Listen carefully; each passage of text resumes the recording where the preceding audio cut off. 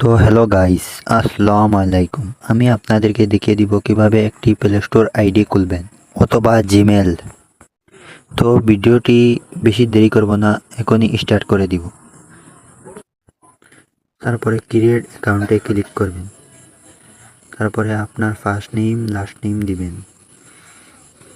তো আমি আমারটা দিয়ে দিচ্ছি।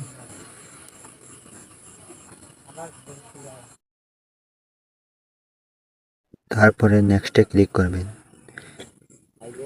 তারপরে ডেট অফ বার্থ সিলেক্ট করতে হবে। তারপরে ডে, তারপরে 2006 দিয়ে দিলাম। তারপরে নেক্সটে ক্লিক করবেন। তারপরে জিমেলটি সিলেক্ট করবেন।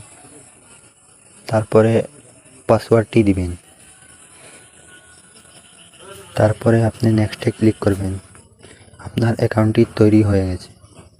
ভিডিওটি দেখে একটু হেল্প হয়ে থাকলে চ্যানেলটি সাবস্ক্রাইব করবেন প্লিজ, এটাই আমার অনুরোধ।